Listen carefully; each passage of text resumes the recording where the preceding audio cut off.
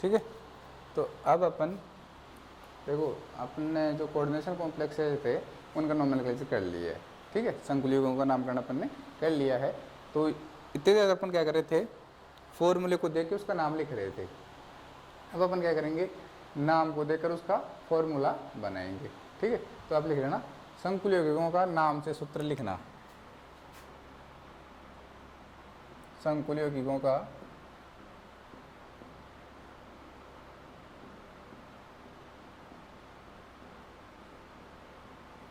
नाम से सूत्र लिखना।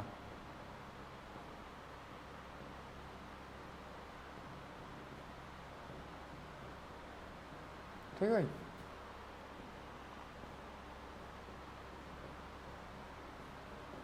संकुल यौगिकों का नाम से सूत्र लिखना मतलब क्या है इसका? इसका मतलब ये है कि आपको एक नाम दिया जाएगा, जैसे आपको दे दिया पोटेशियम हेक्सासाइनोफेरेट, ठीक है। पोटेशियम हेक्सासाइनोफेरेट, आगे लिख दिया आपको थर्ड लिख दिया, पोटेशियम हेक्सासाइनोफेरेट थर्ड, आगे ऐसे लिख दिया। तो आपको नाम लिख दिया। अब नाम से क्या बनाना है, आपको फॉर्मूला बनाना है। तो सबसे पहले तो आपको ये देखना है कि धन आयन और ऋण आयन आप पहचान लोगे। धन को नाम तो अलग ही मिलेगा आपको। अगर कॉम्प्लेक्स धन आयन तो पहले लिगेंड का नाम मिलेगा और फिर मेटल का नाम मिलेगा, ठीक है। और अगर नॉर्मल धन आयन और कॉम्प्लेक्स ऋण आयन है तो आपको पहले धन आयन का नाम मिलेगा, फिर कॉम्प्लेक्स में पहले लिगेंड का नाम, फिर धातु का नाम मिलेगा। तो सबसे पहले किसका नाम लिखते हैं, धन आयन का, ठीक है। सिंबल भी किसका लिखोगे, धन आयन का, फिर ऋण आयन का। अगर संकुल की बात करते हो तो सबसे पहले आप धातु को लिखोगे, फिर उसके बाद में ऋणावेशित लिगेंड को, फिर उदासीन लिगेंड को, फिर धनावेशित लिगेंड को अपन लिखते हैं, ठीक है। एक दो पॉइंट्स हैं इसके, लिख लो। लिखो, संकुलों के नाम से सूत्र लिखने के लिए, संकुलों के नाम से सूत्र लिखने के लिए निम्न नियमों का पालन किया जाता है। संकुलों के नाम से सूत्र लिखने के लिए निम्न नियमों का पालन किया जाता है। डैश लगा दो। पहला नियम लिखो,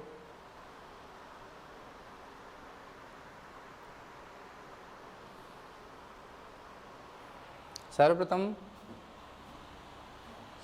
धन आयन तथा उसके बाद ऋण आयन का सूत्र लिखा जाता है। सर्वप्रथम धन आयन तथा उसके बाद ऋण आयन का सूत्र लिखा जाता है। सर्वप्रथम धन आयन तथा उसके बाद ऋण आयन का सूत्र लिखा जाता है। पॉइंट नंबर 2, संकुलन का सूत्र लिखते समय संकुलन का सूत्र लिखते समय पहले धातु आयन, पहले किसको लिखोगे, मेटल आयन को। संकुलन का सूत्र लिखते समय पहले धातु आयन, उसके बाद ऋणावेशित लिगेंड, उसके बाद ऋणावेशित लिगेंड, कोमा, उसके बाद उदासीन लिगेंड, और अंत में धनावेशित लिगेंड लिखा जाता है।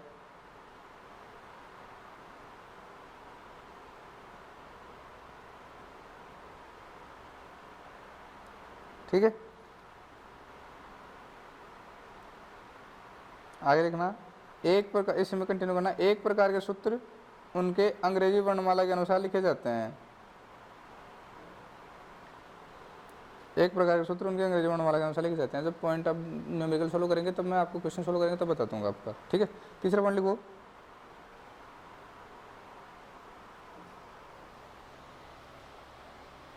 संकुल आयन का आवेश, संकुल आयन का आवेश बताऊं, जो टोटल संकुल पे चार्ज होगा ना कॉम्प्लेक्स पे, वो कितना आएगा, धातु की ऑक्सीकरण अवस्था आएगी और जो लिगेंड है उनके आवेश का योग होगा। धातु की ऑक्सीकरण अवस्था और लिगेंडों का आवेश का जो योग होगा वो ऐड कर देना, क्या आ जाएगा आपका, संकुल के ऊपर आवेश आ जाएगा। तो आप लिखना, संकुल के आवेश, संकुल आयन का आवेश धातु की ऑक्सीकरण अवस्था व लिगेंडों के आवेशों के, फिर से रिपीट कर रहा हूँ, संकुल आयन का आवेश धातु की ऑक्सीकरण अवस्था व लिगेंडों के आवेशों के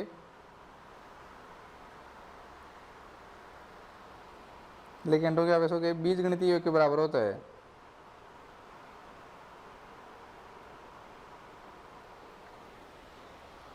नेक्स्ट पॉइंट देखो भाई, मान लो आपका कॉम्प्लेक्स धन आयन है, संकुल के ऊपर कैसा है धनावेश है, तो उसको संतुलित करने के लिए क्या आएंगे, समान संख्या में जितना धनावेश है उतने क्या आएंगे, ऋणावेश आएगा उतना। अगर संकुल ऋणावेशित है तो उसको संतुलित करने के लिए किसकी आवश्यकता होगी, धनावेश की। और अगर संकुल उदासीन है तो कोई धनावेश कोई ऋणावेश की आवश्यकता नहीं होगी। तो अगला पॉइंट आप लिखना, यदि संकुल धनायन हो तो यदि संकुल धनायन हो तो उस पर उपस्थित धनावेश को संतुलित करने के लिए, यदि संकुल धनायन हो तो उस पर उपस्थित आवेश को, उस पर उपस्थित धनावेश को उदासीन करने के लिए ऋणावेश की आवश्यकता होती है। उस पर उपस्थित धनावेश को उदासीन करने के लिए ऋणावेश की आवश्यकता होती है। उसके अनुरूप ऋणायनों की संख्या संतुलित की जाती है। उसके अनुरूप ऋणायनों की संख्या संतुलित की जाती है। आगे लिखना, यदि संकुल ऋणावेशित है तो, यदि संकुल ऋणावेशित है तो, यदि संकुल ऋणावेशित है तो उस पर उपस्थित ऋणावेश को संतुलित करने के लिए, उस पर उपस्थित ऋणावेश को संतुलित करने के लिए, उस पर उपस्थित ऋणावेश को संतुलित करने के लिए धनायनों की आवश्यकता होती है। बस ये 4 पॉइंट थे। अब अपन देखते हैं एग्जाम्पल्स। सबसे पहला आपका नाम आता है पोटेशियम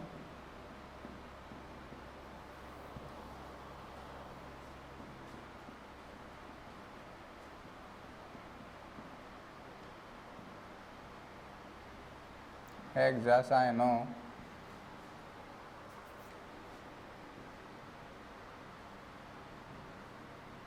पोटेशियम हेक्सासाइनो फेरेट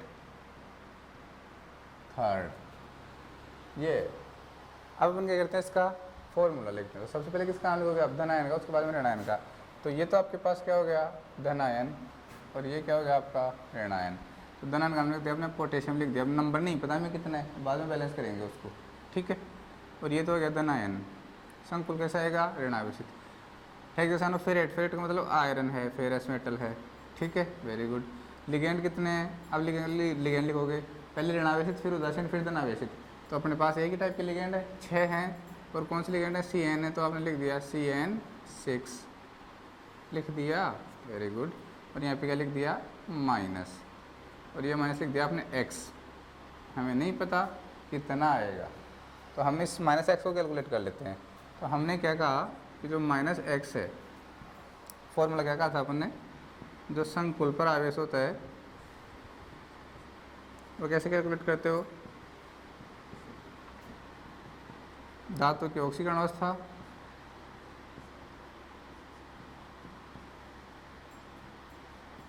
धातु की ऑक्सीकरण अवस्था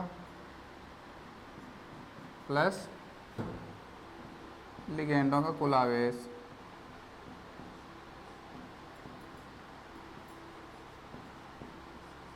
ठीक है। संकुल पर आवेश कितना है, x। धातु की ऑक्सीकरण अवस्था कितनी है, 3, प्लस लिगेंडों पर कुल आवेश कितना है, एक लिगेंड पर -1 होता है, तो 6 पे कितना होगा, x इज इक्वल टू, आप चाहो तो केवल x मान सकते हो, वो चाहो तो -x मान सकते हो। क्या हो जाएगा, 3 - 6, बोलो x इज इक्वल टू कितना आ गया, -3 आ गया। तो यहाँ पे इस संकुल पे चार्ज कितना आ गया, -3 आ गया। कहने का मतलब अब आप कह सकते हो कि Fe CN6 3-। अब देखो ऋण आवेश कितने हैं, 3 हैं, तो इसको संतुलित करने के लिए कितने धन आवेशों की आवश्यकता होगी, 3 की। तो यहाँ पे कितने लग जाएंगे, 3। ठीक है, लिख सकते हो, क्योंकि 3 ऋण आवेश हैं, क्योंकि संकुल पर 3 ऋण आवेश है।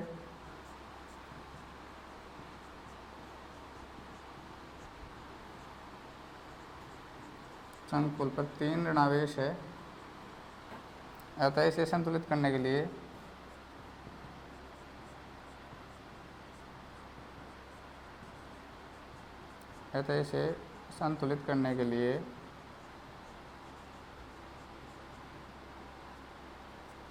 क्या चाहिए, 3 धन आवेश की आवश्यकता होती है।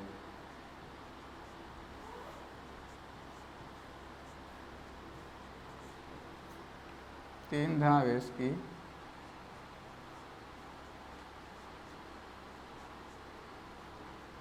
आवश्यकता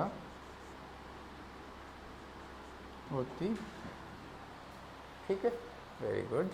तो अपन ने क्या किया, इसको बैलेंस कर दिया, ये 3 धन आवेश लगा दिए, K3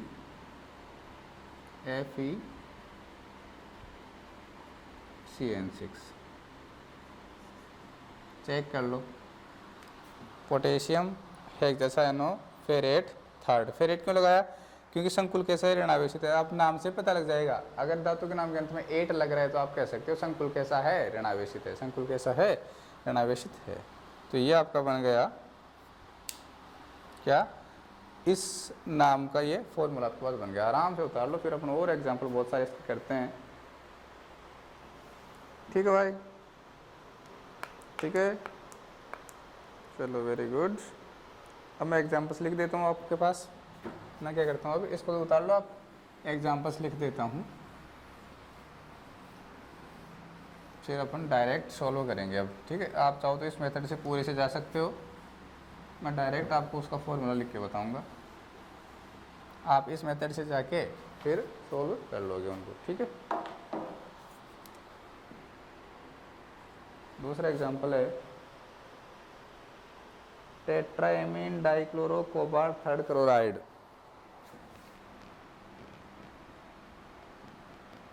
tetraammine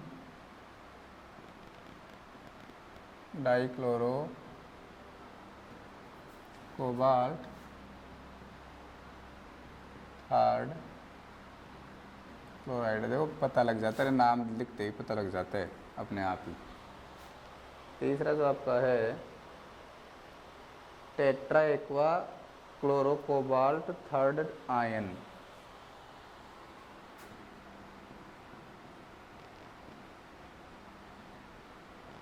tetra aqua chloro cobalt third ion. चौथा है potassium trichloro ethylene, potassium trichloro ethylene Palatinate second.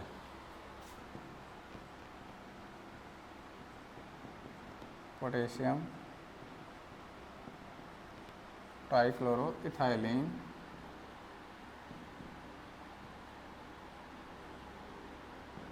Palatinate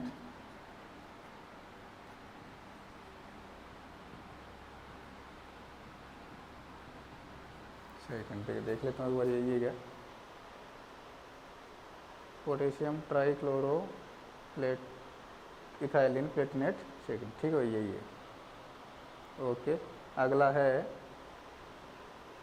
है आपके पास ट्रिस, चलो वो नहीं है, चलो देखो हाँ, diamine di aqua dichloro. 5 example अपन करते हैं। Diamine di aqua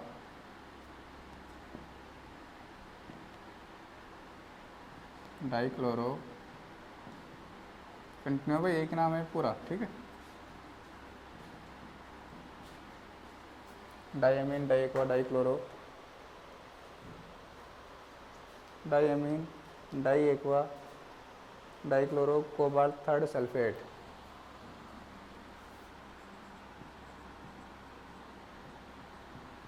cobalt third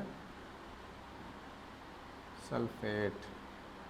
ठीक है, बहुत बढ़िया। अब करते हैं, सॉल्व करते हैं। ठीक, एक अपन ने कर लिया, 4 एग्जाम्पल सोल्व करते हैं। Answer first. देखो भाई, टेट्राएमीन मतलब ये पूरा आपका क्या है, धन आयन है, ये क्या आपका ऋण आयन है। अब की बार जो संकुल आपके पास आ रहा है वो कैसा है, धनावेशित है, और आगे क्या आ रहा है, ऋण आयन आ रहा है, Cl- आ रहा है, क्लोराइड आ रहा है। संख्या को बाद में बैलेंस कर लेंगे, पहले धनावेश तो कैलकुलेट करो। धनावेश में क्या रहा है, टेट्राएमीन डाइक्लोरो कोबाल्ट। अब देखो एमीन में ए पहले आता है इसलिए इसका नाम पहले लिखा है। ठीक है, हमें पहले किसका नाम लिखना है, धातु का नाम लिखना है, कोबाल्ट। तो ये लिख लिया आपने कोबाल्ट। उसके बाद में ऋणावेशित लिगेंड को लिखेंगे। एमीन तो उदासीन लिगेंड है, क्लोरीन कैसा लिगेंड है, ऋणावेशित। तो क्या लिखोगे, कितने हैं, 2 हैं, तो लिखोगे Cl2। ठीक है भाई, आगे लिखोगे टेट्राएमीन, तो लिख दोगे NH3 का होल 4। ठीक, अब ये आ गया और ये ऋणावेशित हो गया। पता नहीं कितना आएगा संकुल पर ऋणावेश, संकुल पर आवेश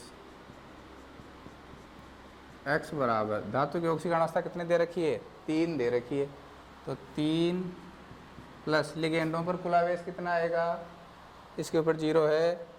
ठीक है, -1 × 2 + 0 × 4। ठीक है भाई, चलो वेरी गुड। क्या आएगा, 3 - 2 x = कितना आ गया, +1 आ गया। कितना आ गया, +1 आ गया। तो आपका जो फॉर्मूला है वो यही बना है, एक ऋणायन। बताओ फॉर्मूला क्या बन जाएगा, अतः COCl2 NH3 का 4 Cl। बोलो भाई, ये बनेगा। नाम क्या लिखोगे, tetraammine dichloro cobalt third chloride. Oxidation state क्या करो, x -2 0 -1 = 0, x = +3। यही आएगा भाई। ठीक है, वेरी गुड। ये आपका हो गया दूसरा। बात करते हैं तीसरे, टेट्राइक्वा क्लोरो कोबाल्ट आयन। अब देखो आयन आ गया, इसका मतलब संकुल के ऊपर या तो पॉजिटिव चार्ज है या फिर नेगेटिव चार्ज है। पहले किसको लिखोगे आप, धातु को। कौन सी धातु दे रखी है, कोबाल्ट दे रखी है, आपने लिख दिया कोबाल्ट। उसके बाद में क्या करोगे, टेट्राइक्वा क्लोरो ऋणावेशित लिखोगे, तो ये आपने लिख दिया Cl। उसके बाद में पानी, कितने पानी, 4 पानी। ठीक है, वेरी गुड। आयन है तो या तो धन आयन आएगा या ऋण आयन आएगा, पता नहीं है कितना आएगा। क्या करना है, संकुल पर आवेश कैलकुलेट करना है। कितना मानते थे, x मानते थे। क्या आएगा, धातु की ऑक्सीकरण अवस्था प्लस लिगेंडों का कुल आवेश। धातु की ऑक्सीकरण अवस्था कितनी है, 3 है। लिगेंडों का कुल आवेश कितना है, -1 × 1 + 4 × 0। बोलो कितना आ गया, x = कितना आया, 3 - 1 प्लस का 2 आया है क्या, x की वैल्यू कितना ये प्लस की 2, अर्थात बोलो रे कोबाल्ट Cl 4 पानी 2+। बोल भी दो, अब कर लोगे, बहुत बढ़िया। ठीक है, चेक कर लेना आप, और फिर इतने तो समझदार हो ही खुद। जी सर, हम बहुत समझदार हैं। चौथा, पोटासियम ट्राइक्लोरो इथाइलिन प्लेटिनेट। ये इथाइलिन होता है ना, इसको बोलते हैं C2H4 H2C double bond CH2। ये क्या आपकी इथाइलिन। ठीक है, ये क्या आपकी इथाइलिन है। न्यूट्रल होती है, ध्यान रखना, कोई चार्ज इसके ऊपर नहीं होता। तो प्लेटिनेट आ रहा है मेटल के नाम के अंत में, 8 लग रहा है धातु के नाम के अंत में, इसका मतलब संकुल कैसा होगा, ऋणावेशित। पहले कौन आएगा, धनावेश, तो आ गया K प्लस,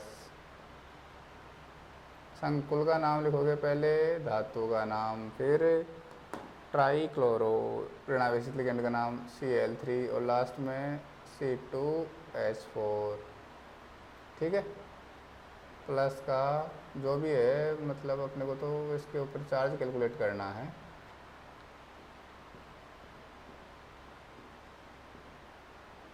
संकुल पर आवेश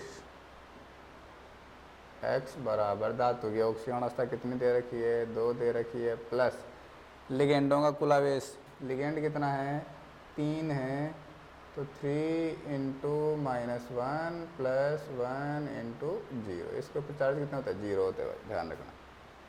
x इज इक्वल टू कितना आ गया, 2 - 3, बोलो भाई, तो x की वैल्यू कितनी आ गई, -1, तो आपके पास आ गया K, मतलब एक संकुल के ऊपर -1 आ रहा है, तो धनायन कितना आएगा, एक ही आएगा, Pt Cl3 C2H4,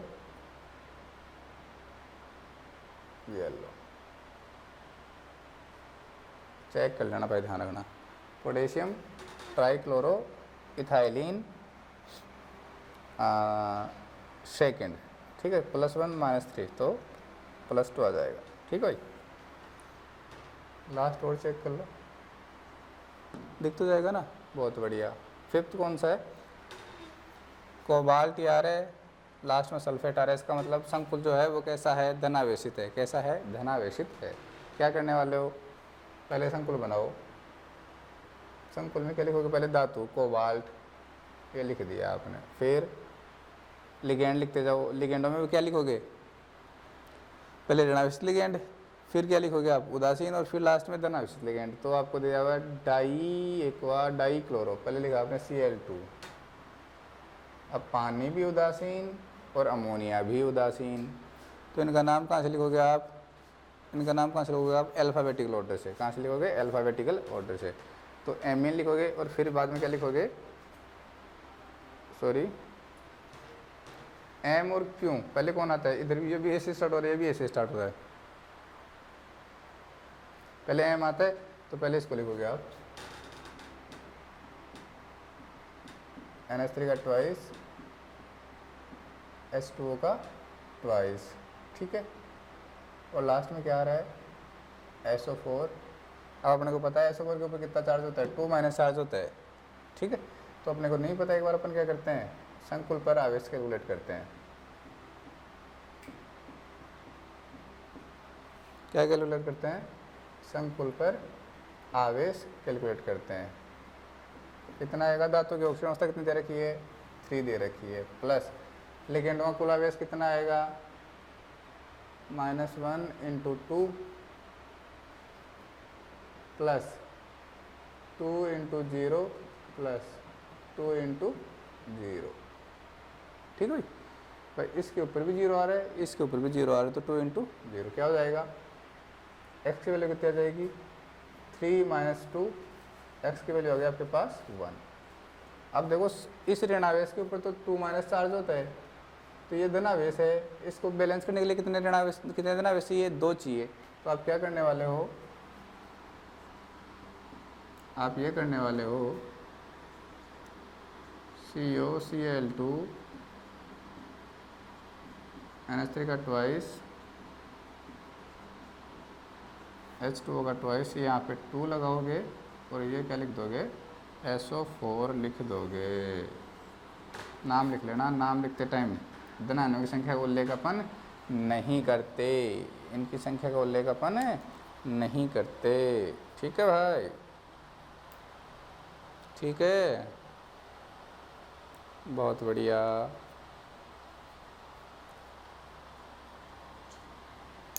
ये कैलकुलेट कर लोगे, देखो मेटल 2 देंगे 2x, मेटल 2x प्लस एक, यहाँ पे एक संकुल में 2 क्लोरीन है, 2 में कितने देंगे 4, -4, ठीक है, और ये माइनस का 2 is equal to 0, 2x is equal to 6, x is equal to कितना आ गया प्लस का 3। यही तो आ रहा है। एक बार मैं फटाफट आपको चेक करके बता देता हूँ, देखें अपन ने सही लिखे हैं क्या। ठीक है, पहला आएगा K3 एफिशिएंसी वो लिख लिया अपन ने। दूसरा आएगा COCl2 NH3 का होल 4, COCl2 NH3 का होल 4 Cl, COCl2 NH3 का होल 4 Cl, बिल्कुल सही है। तीसरा जो अपने पास है वो आएगा COCl NH3 का होल 4 H2 2+। ओहो, क्या आ गया, क्या लिख दिया, टेट्राएमीन एक्वा क्लोरो, क्या लिख दिया, टेट्रा एक्वा क्लोरो, दूसरा लिख दिया भाई, चलो छोड़ो उसको। फिर आ रहा है टेट्राएमीन, हाँ, चलो अगला देखो, potassium trichloro ethylene Palatinate second, यही है ना, गुड। इसका सिंबल आएगा आपके पास KPtCl3C2H4, KPtCl3C2H4, वेरी गुड, बहुत बढ़िया। अगला देखो, अगला आप देखोगे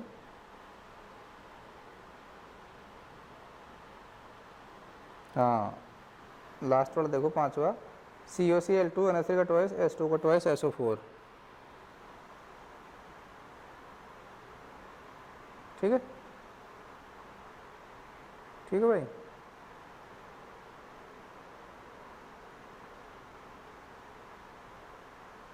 तो करेक्ट फॉर्मूला अपना बिल्कुल यही होगा भाई, ध्यान रखना, जो लिखा है अपन ने वही होगा। सारे फॉर्मूले अपने क्या हैं, सही हैं। ठीक है, अब आप हेडिंग डाल दो, तो डालो इसको, तो अब आप हेडिंग डाल दो अगली, प्रभावी परमाणु क्रमांक संख्या। क्या हेडिंग डालोगे, प्रभावी परमाणु क्रमांक संख्या। तो अब आप और भी एग्जांपल्स कर सकते हो ऐसे। Effective atomic number, EAN rule. ठीक है, बिल्कुल इजी है भाई, ध्यान रखना, कुछ भी नहीं है, आपको बस मेटल का एटॉमिक नंबर याद रखना और कुछ भी याद नहीं रखना।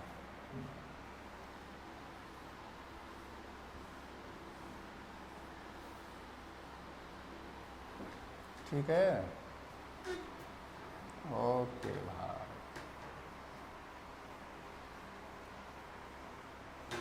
हेडिंग डालोगे आप, प्रभावी परमाणु क्रमांक संख्या।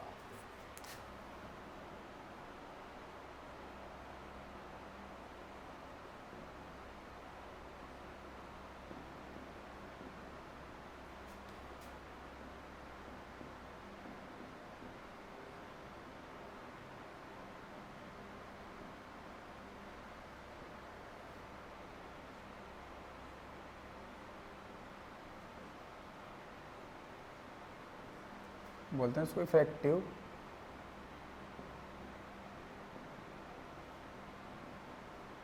Atomic number. ठीक है, इफेक्टिव एटॉमिक नंबर, और इसको कहा जाता है EAN rule.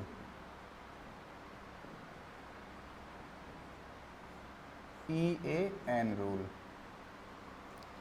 Effective atomic number rule, प्रभावी परमाणु क्रमांक संख्या नियम। क्या कहता है, ये ऐसे कहता है कि जिन भी धातुओं के पास, जिन भी संकुलों में धातुओं का जो परमाणु क्रमांक अगर वो प्रभावी EAN को फॉलो करता है, EAN का मतलब है इफेक्टिव एटॉमिक नंबर, मतलब अगर आप लिगेंडों के कंट्रीब्यूशन को जोड़ दोगे और मेटल के एटॉमिक नंबर को आप जोड़ दोगे, तो अगर उनका सम, अगर उनका जोड़ या तो 36 आए या 72 आए या फिर आपका 86 आए, ये पढ़ा ना आपने, नोबल गैसेज के जो एटॉमिक नंबर होते हैं अगर वो फाइंड कर लेते हैं। ठीक है, अगर कोई कॉम्प्लेक्स की मेटल जिसका एटॉमिक नंबर लिगेंड का कंट्रीब्यूशन ऐड करने पर या तो 36 आता है या फिर 72 आता है या फिर 86 आता है, मतलब वो एक नोबल गैस का इलेक्ट्रॉनिक एटॉमिक नंबर अगर आता है तो आप कहोगे कि वो जो कॉम्प्लेक्स है वो स्टेबल है, वो कॉम्प्लेक्स क्या है, स्टेबल है, और वो किसको फॉलो करता है, EAN को फॉलो करता है। ठीक है भाई, तो आप लिखोगे, लिखना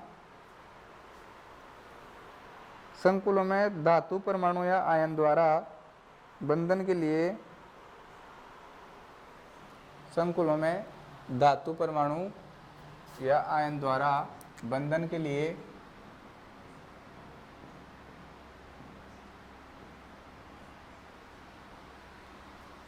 लिए सिज्विक, एक साइंटिस्ट थे सिज्विक ने 1923 में एक महत्वपूर्ण नियम दिया। सिज्विक ने 1923 में एक महत्वपूर्ण नियम दिया जिसे प्रभावी परमाणु क्रमांक संख्या नियम कहते हैं, जिसे प्रभावी परमाणु क्रमांक संख्या नियम कहते हैं। आगे चलो, नेक्स्ट लाइन से लिखना, इस नियम के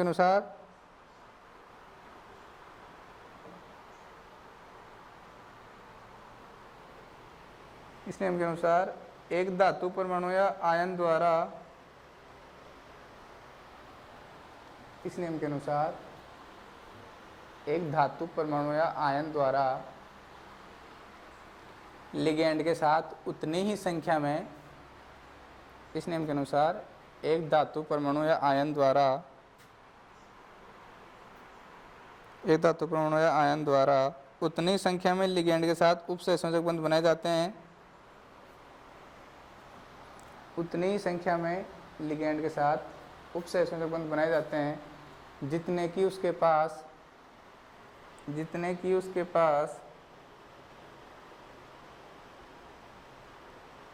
उतनी ही संख्या में लिगेंड के साथ उपसहसंयोजक बंध बनाए जाते हैं जितने की उसके पास कुल इलेक्ट्रॉनों की संख्या आगामी उत्कृष्ट गैस के परमाणु क्रमांक के बराबर हो जाए। कुल इलेक्ट्रॉनों की संख्या आगामी उत्कृष्ट गैस के परमाणु क्रमांक के बराबर हो जाए। ठीक है, मतलब इसका यह है कि लिगेंड और लिगेंड धातु के साथ उतने ही कोऑर्डिनेट बॉन्ड बनाएंगे, उपसहसंयोजक बॉन्ड बनाएंगे, जिससे कि धातु के पास कुल इलेक्ट्रॉन कितने हो जाए, धातु के जस्ट आगे जो अक्रिय गैस आएगी ना उसके परमाणु क्रमांक के बराबर हो जाए। मान लो आपके पास है कोबाल्ट का कोई कॉम्प्लेक्स है, अब कोबाल्ट के पास कितने इलेक्ट्रॉन होते हैं, 27 इलेक्ट्रॉन होते हैं। ठीक है, तो वो उन लिगेंडों से जुड़ेगा जो लिगेंड के पास, जो धातु के पास कुल इलेक्ट्रॉन कितने कर दे, 54 कर दे, कितने कर दे, 54 कर दे या फिर 72 कर दे। पढ़ा है ना, अक्रिय गैस का कॉन्फ़िगरेशन आता है, तो वो उतने इलेक्ट्रॉन या उतने लिगेंड के साथ बाइंड करेगा ताकि वो लिगेंड कुल इलेक्ट्रॉन कितने कर दे उसके पास, जो कोबाल्ट के पास अक्रिय गैस आएगी ना उसके बराबर क्या कर दे, इलेक्ट्रॉन कर दे। तो आपने ये लिखा है कि जो धातु आयन होता है वो उतनी संख्या में लिगेंडों के साथ उपसहसंयोजक बंध बनाते हैं जितने कि उसके पास कुल इलेक्ट्रॉनों की संख्या आगामी उत्कृष्ट गैस के परमाणु क्रमांक के बराबर हो जाए। नेक्स्ट लाइन सीखना, किसी धातु के पास संकुल में उपस्थित कुल इलेक्ट्रॉनों की संख्या, किसी धातु के पास संकुल में उपस्थित कुल इलेक्ट्रॉनों की संख्या उसका प्रभावी परमाणु क्रमांक कहलाती है, उसका प्रभावी परमाणु क्रमांक कहलाती है। ठीक है, फॉर एग्जाम्पल आपके पास देखो 3D सीरीज की बात करते हैं। 3D सीरीज कहाँ से स्टार्ट होती है, स्केनेडियम से स्टार्ट होती है और कहाँ जाकर खत्म होती है, जिंक पे। ठीक है, तो इसके लिए जो EAN वो आएगा क्रिप्टॉन, कौन आएगा, क्रिप्टॉन 36। मतलब जो EAN फॉलो करेंगे वो क्या होंगे आपके, जो नोबल गैस होगी वो क्रिप्टॉन 36 को फॉलो करेगी। ये क्या आपका नोबल गैस कॉन्फ़िगरेशन। तो जब इस मेटल के पास 3D सीरीज के मेटल के पास टोटल 36 इलेक्ट्रॉन हो जाएंगे तो वो स्टेबल कॉन्फ़िगरेशन में आ जाएगी। ठीक है, अब उसके पास खुद के इलेक्ट्रॉन जितने होंगे वो उतने लिगेंड से बाइंड करेगा ताकि उसके पास इलेक्ट्रॉन 36 से ज़्यादा नहीं हो अगर मेटल 3D की है तो। अगर 4D सीरीज़ की बात करते हो तो 4D सीरीज़ कहाँ से स्टार्ट होती है? इट्रिबियम से कहाँ तक? कैडमियम तक। तो इसके लिए आता है आपका जेनॉन 54। ठीक है, वेरी गुड। ये होता है 21 to 30। आगे आपका होता है 5D सीरीज। कहाँ से लेंथेनम से लेके 57 से लेके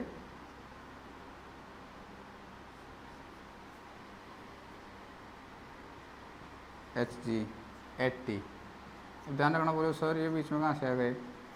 58 से नीचे वो लेंथ हट जाते हैं कि सीरियम वाले, सिर पर मतलब प्रोमीथियम, सीरियम, वो एंडीरियम बहुत सारे होते हैं, वो याद आते हैं। तो आप मेरे ख्याल से उनको लिखो ही मत, ठीक है ना, इनको आप लिखो ही मत। ये किसको फॉलो करेंगे? रेड डॉन को। किसको फॉलो करेंगे? रेड डॉन को। ठीक है, 70 देख लेना। और आप नहीं 72 नहीं आएगा, इसका 72 नहीं आएगा क्योंकि बीच में वो 14 एलिमेंट और आ जाते हैं। 86 आएगा इसका। कितना आएगा? 86। ठीक है, गुड, वेरी गुड। ये लिख लो आप, ये आप लिख लो।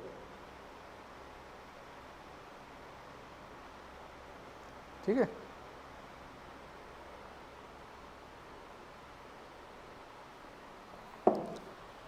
अब EN का फॉर्मूला क्या होता है? अभी अपने बताया क्या होता है, बताओ। कि धातु के पास खुद के जितने इलेक्ट्रॉन हैं वो और लिगेंडों के जितने इलेक्ट्रॉन हैं वो मिला के ये क्या है? ये EN है किसके लिए? 3D सीरीज के लिए। ये EN आएगा किसके लिए? Effective atomic number. 54 किसके लिए आएगा? 4D सीरीज के लिए। और 86 किसके लिए आएगा? 5D सीरीज के लिए। ठीक है, तो ये होता है धातु परमाणु, धातु परमाणु या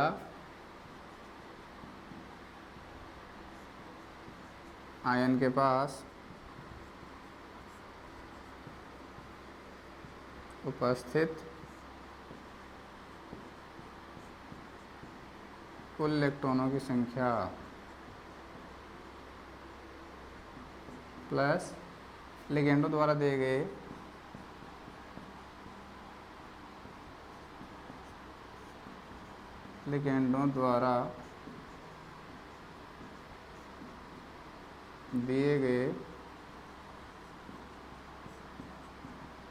कुल इलेक्ट्रॉनों की संख्या।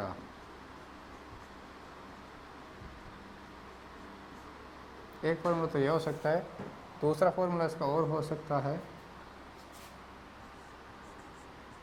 धातु का परमाणु क्रमांक, धातु का परमाणु क्रमांक। ठीक है भाई, वो बात तो यही होगी। ये तो आप एज इट इज लिखोगे,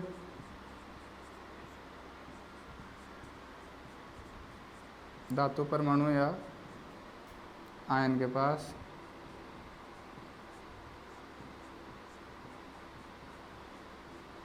उपस्थित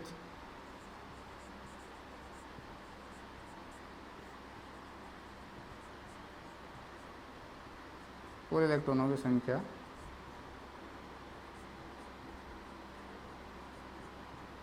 प्लस 2 गुणा उपसहसंयोजक बंधों की संख्या।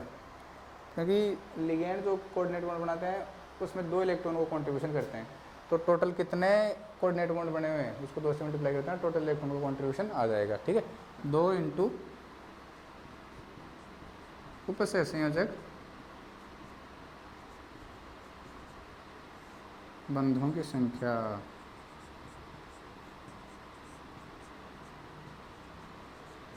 ठीक है भाई, 2 इंटू उपसहसंयोजक बंधों की संख्या। मतलब समझ में आ गया क्या? एक उपसहसंयोजक बंध को बनने में 2 इलेक्ट्रॉन काउंट यूज होते हैं, तो वो लिगेंड देता है खुद मेटल को। तो जितने उपसहसंयोजक बंध, मान लो आपके पास 6 उपसहसंयोजक बंध हैं, तो एक में 2 की रिक्वायरमेंट होती है, तो 6 में कितनी होगी? 12 की। तो अगर मान लो किसी का एटॉमिक नंबर 24 है तो वो 12 और ऐड करके 36 कर लेगा। तो वो आराम से EN को फॉलो कर रहा है, आराम से EN को फॉलो कर रहा है। एग्जांपल्स करें? ठीक है भाई, एग्जांपल्स करते हैं। चलो लिखो, एग्जांपल्स लिखो। 36, 54, 86 याद रखना भाई। 36, 54, 86 ठीक है। एग्जाम्पल्स, पहला एग्जाम्पल्स आपका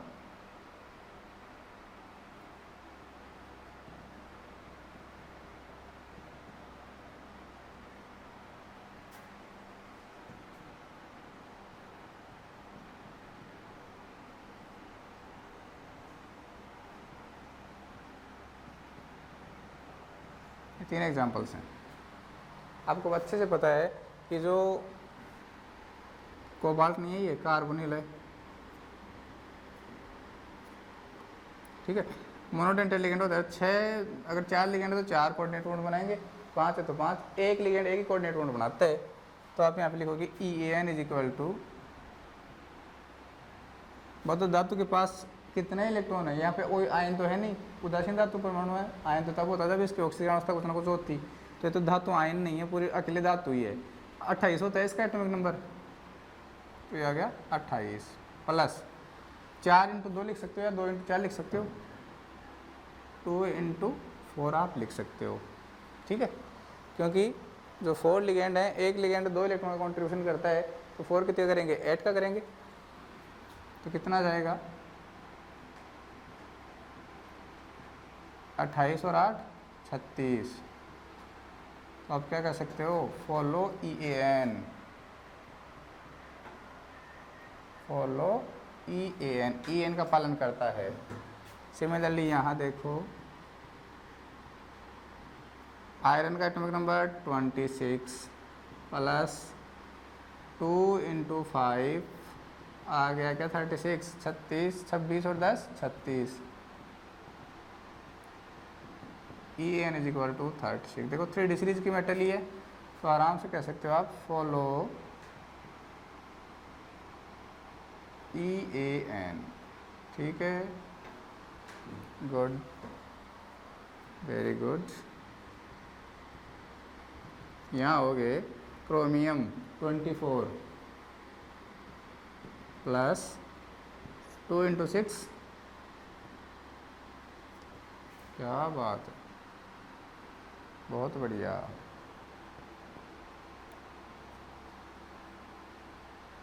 कितना आ गया? 36। क्या कह सकते हो? Follow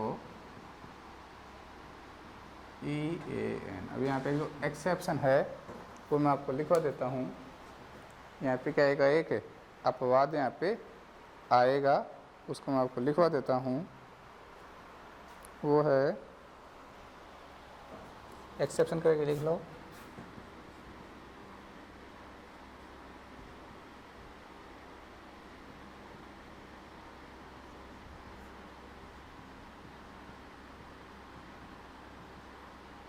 vanadium हेक्साकार्बोनिल। देखो भाई कितना होता है वेनेडियम का? 23 प्लस 2 × 6 कितना आ गया? 35। तो ये एक्सेप्शन है भाई, ध्यान रखना, ये आपका एक एक्सेप्शन है वेनेडियम हेक्साकार्बोनिल। और एग्जांपल्स करोगे?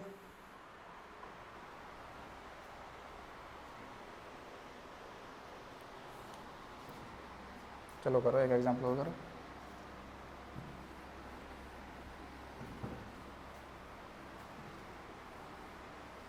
एग्जांपल्स और करो आप।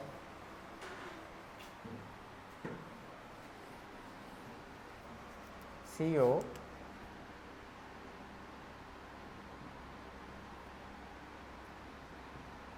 NH3 का होल 6 3 प्लस करके बताओ, अभी करो। सबसे पहले कोबाल्ट का परमाणु क्रमांक,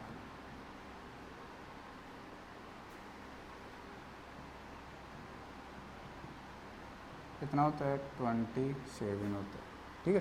मतलब कोबाल्ट के पास इलेक्ट्रॉन हो गए 27, ठीक है। आप कह सकते हो कोबाल्ट के पास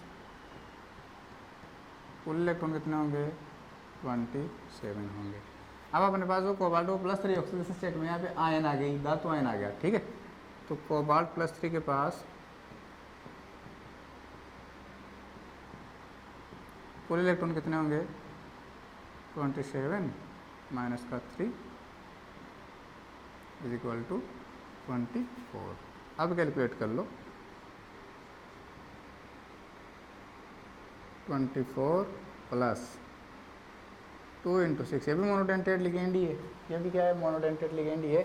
तो ये 6 उपसे संयुग्म बंध बनाएगा, 6 उपसे संयुग्म बंध बनाएगा। एक में 2 इलेक्ट्रॉन होते हैं, 6 में कितने होंगे 12, कितना आ गया